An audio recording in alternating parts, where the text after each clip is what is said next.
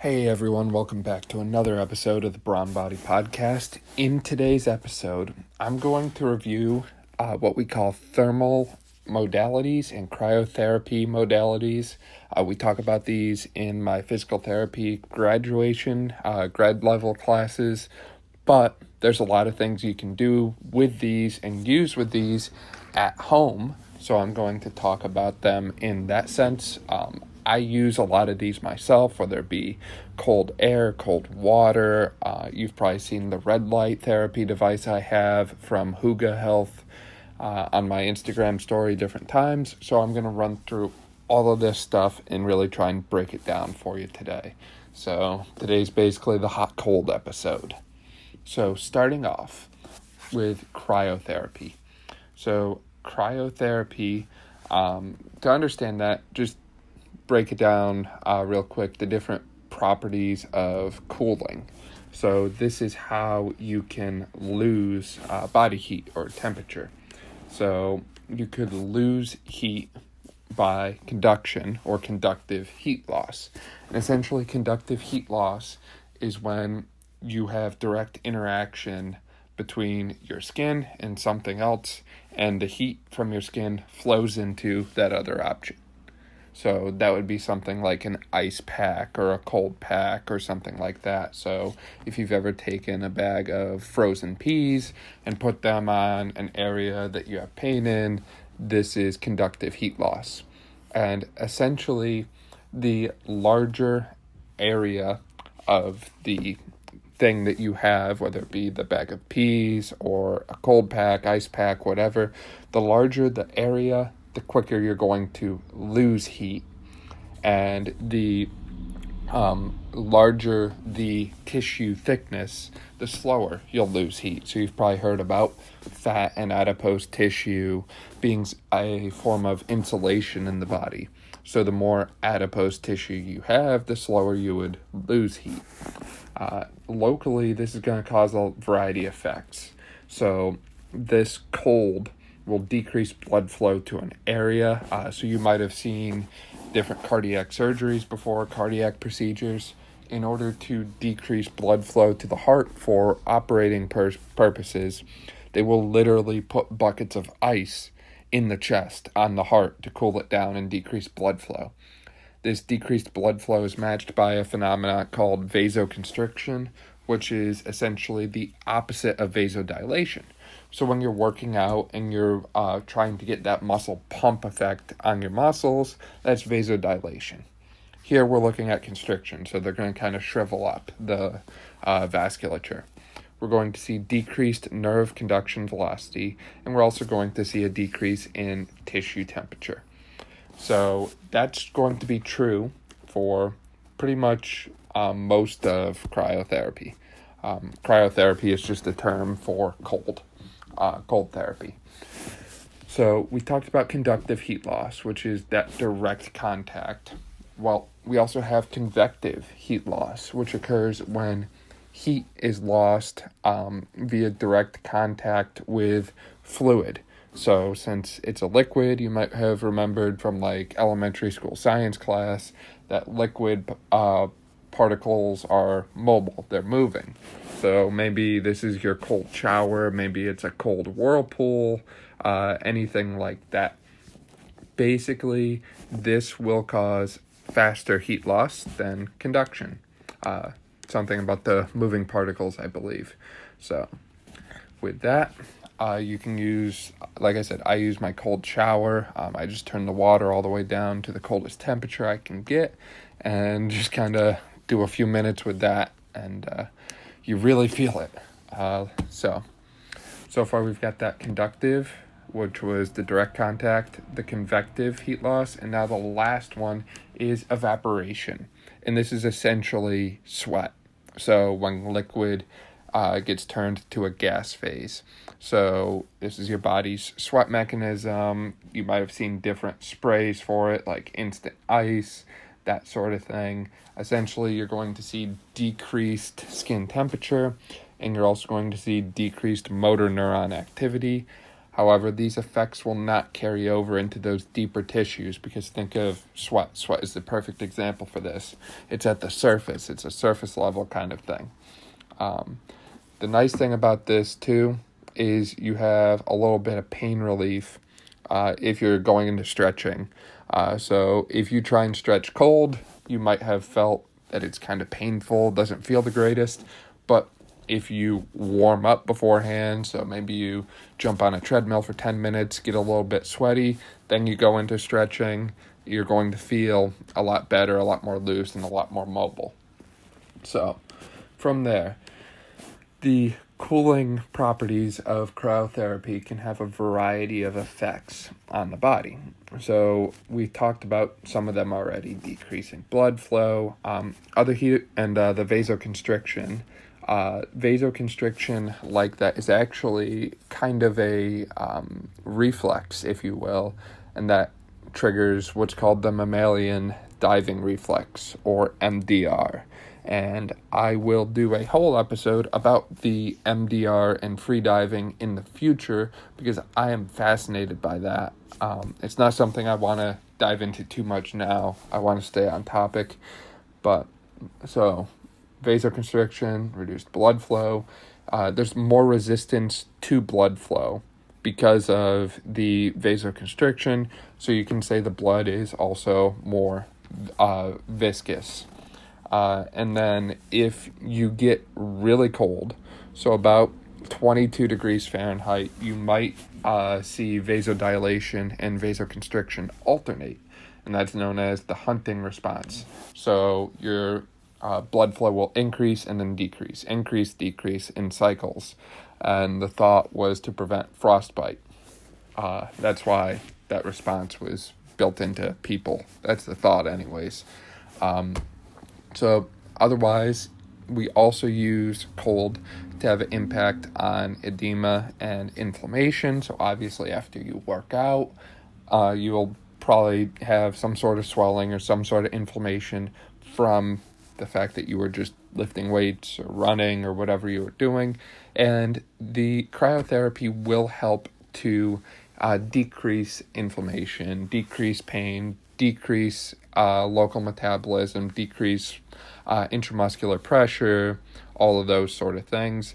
However, animal studies have shown that if you're doing this for too long of a period of time, then you might actually increase swelling. Now, these are animal studies, not human, so we can't draw too many conclusions from them.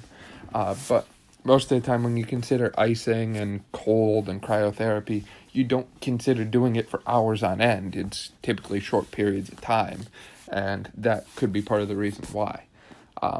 Additionally, the cold can help to reduce, I think I mentioned this before, it lowers or reduces nerve conduction velocity, and that in turn will increase your pain threshold. So that's kind of a nice little hack there.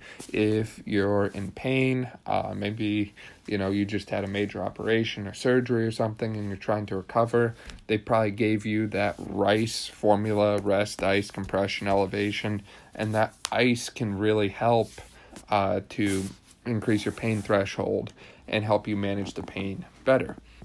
So as far as muscle effects go, because if you're listening to this show, I like to really apply things. So performance, you're not really going to see much of effect if you're just doing short periods of ice.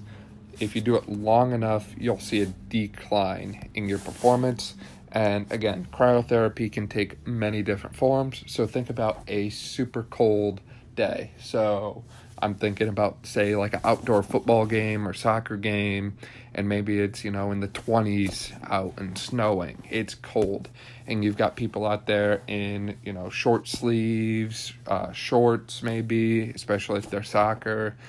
They're going to be cold, and because of that cold, they're probably not going to play their best game. They're not going to be at their peak level of performance and peak potential as a result of that. So you would see loss of strength, proprioception, and agility. So essentially the cold is making you a little more stiff, if that makes sense. which in some senses is also a good thing, because although the cold can make you more stiff, that will decrease neuromuscular spasticity. So that's a huge physical therapy application point. I don't really want to get into that too much because I'm trying to stay more on the health and fitness tract here. But essentially, if you want to consider using cold therapy, you can use it for reducing pain, help to make your muscles relax, and try and use it to limit swelling and different things along those lines.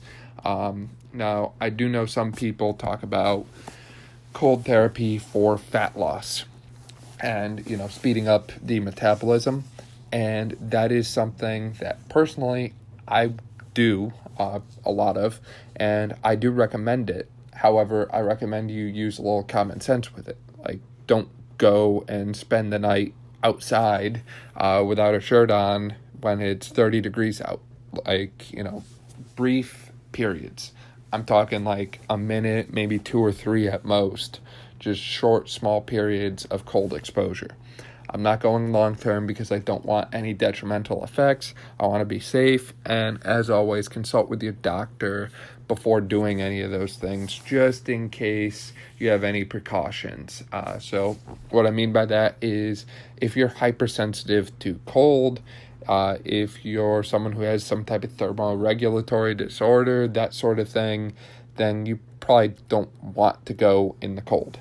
If you have Raynaud's phenomena or different pathologies like that could also impact your circulation, then again, consult your doctor because ultimately, although cold therapy and cryotherapy is beneficial, it's not worth compromising your own health for the benefits. So again, we just keep it short, at most 20 to 30 minutes for things like icing and stuff. Other thing you should consider is your positioning. So if you're going back to that icing example, maybe you got the frozen bag of peas out or something. Consider where you're going to put that, if you're going to compress it, if you're elevating your limb or whatever you're icing, how big is it, that sort of thing. So again, we talked about a lot of different things. The cold water, I said cold air. I live in the Northeast, so the mornings are already getting cold. You can use frozen peas, wet towel, cold pack, ice pack.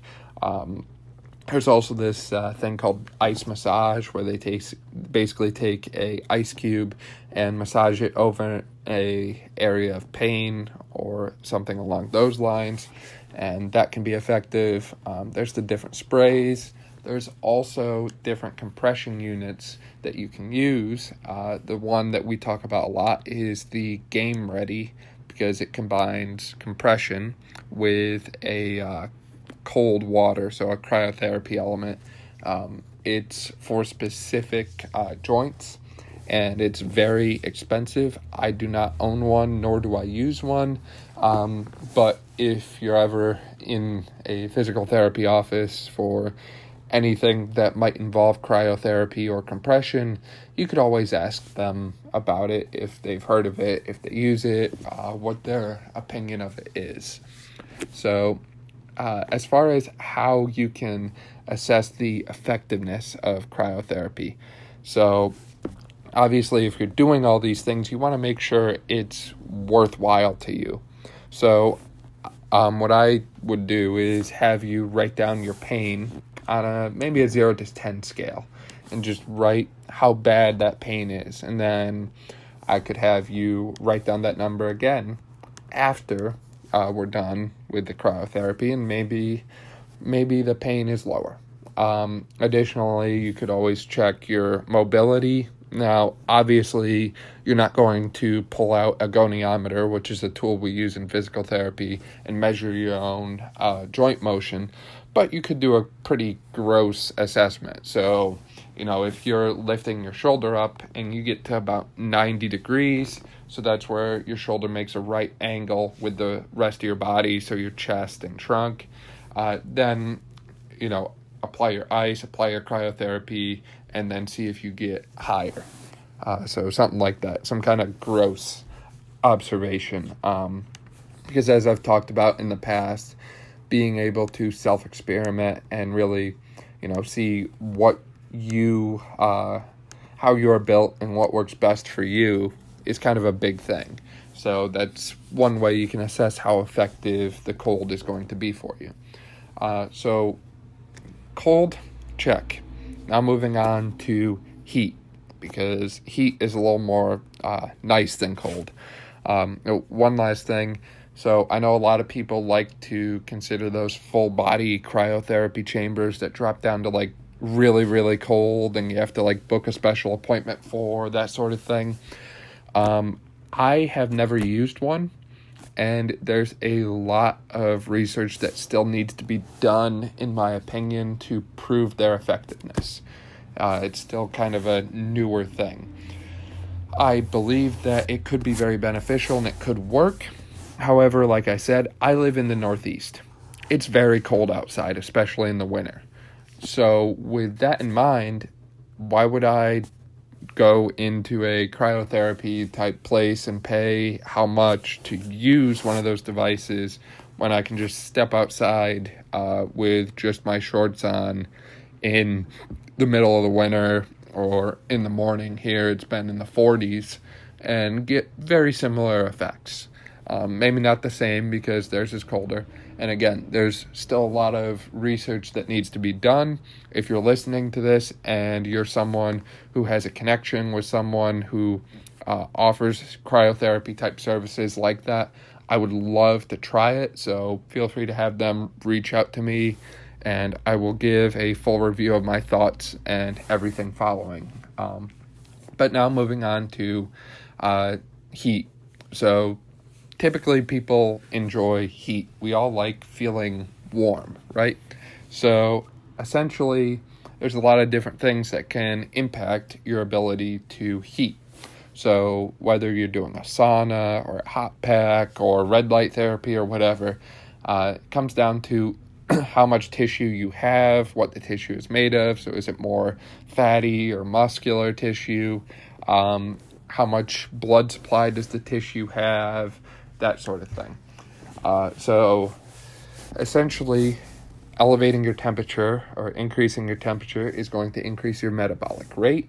It's going to cause vasodilation. So we think about working out when we're hot and sweaty, then we're going to see that vasodilation.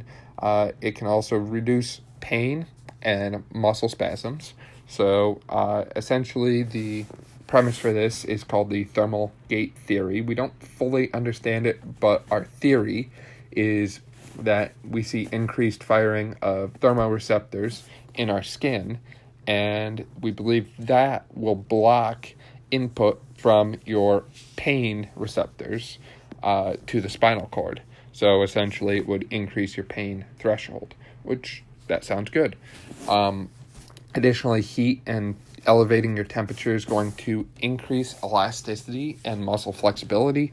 So that's why we always have our clients go through a warm-up before they begin working out, because increasing your tissue temperature is going to allow you to move through a better range of motion and essentially make your workout more effective. This is also going to reduce joint stiffness. So you might know someone, or maybe you yourself, struggle with arthritis. And if that's the case, if it's osteoarthritis or degenerative arthritis, usually as you get up and moving, you feel a lot better. And you just, whatever pain you woke up with that morning kind of dissipates throughout the day. And that would explain why. So before we talked about conduction and convection for heat loss, obviously you can just flip those for heat gain, because heat flows from an area of higher heat to lower heat. But we also have radiative heat, which would be similar to the red light therapy. So essentially we have those hot packs. So we have wet ones, and then we have electric heating pads, and they can both get very warm, and they would apply heat to us, obviously. They're pretty easy to prep, easy to use. They're not too expensive either. However, one thing you have to keep in mind is obviously a electric hot pack or something similar is not going to heat your whole body simultaneously. It's a very focal area. There's other different things that we can use. So we could just use exercise for warm up or cool down. And that would essentially help us to elevate your body temperature or bring it down. You could use hot water, so something like a hot shower. I'll use that different times. I like to flip between the hot and the cold water after I work out personally. Obviously, sauna, so whether it's dry sauna or red light therapy. I know that red light therapy is kind of more of a new thing, and I think I touched on it in one of the first podcast episodes I did, actually, if I remember correctly. I think it was biohacking the immune system. And at the time I was saying, there's still not a whole lot of research known about red light therapy, and that is still true. There's not a whole lot of, RCTs or higher level evidence-based research done on red light therapy. However, what I have seen so far is very promising, and this is across the board, whether it's, mitochondrial health or just overall awakeness and alertness, joint pain, just heating the body. So far, everything looks very good, and I actually just flipped mine on so I could soak up some red light right now. But if you are going to buy a unit, I highly recommend buying a good unit. This is not one that you'd want to skimp out on. Personally, again, I really like my red light device from Hooga Health, Hooga. Their devices are pretty high powered. They're 5 watts per bulb. One thing, obviously, you're going to want to watch your eyesight, because you don't want to look directly into one of these bright lights. So you'll want to wear sunglasses or the little goggle things that they give you to wear while you're soaking in the red light. But red light obviously is going to be more of a radiative infrared type of heating. So it heats your body or whatever tissues you are exposing to it, and not the air around you. Dry sauna would heat the air around you, and then you simply step into it. If you are going into a sauna, obviously consider how much you sweat. Obviously, dry saunas can really take a lot of fluid out of you, so make sure you're rehydrating properly. So most of the time we use the thermotherapy to decrease pain and stiffness. So again, warm up, increase your range of motion, warm up, and also to help promote tissue healing. So you might have heard me talk before about the benefits of doing something like a simple walk for recovery.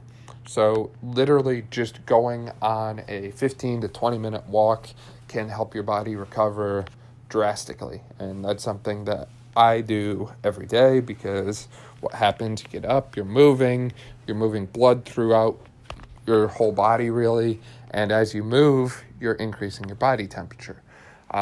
So very beneficial for recovery. You've probably seen saunas marketed for recovery as well.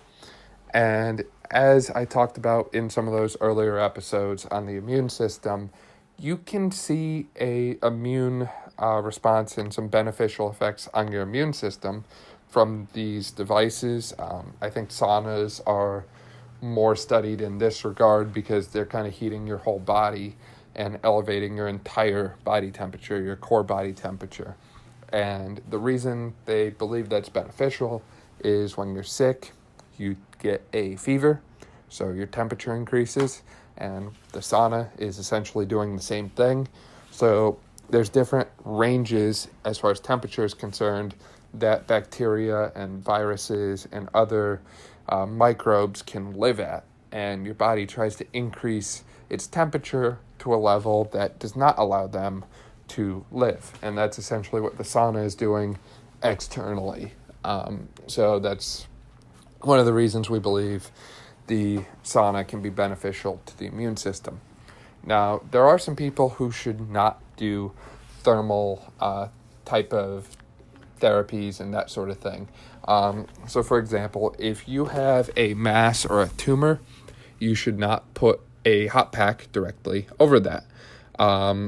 Additionally, if you have maybe like an icy hot patch or icy hot cream on, I would not then put a hot pack directly over top of that. And always make sure you watch your skin.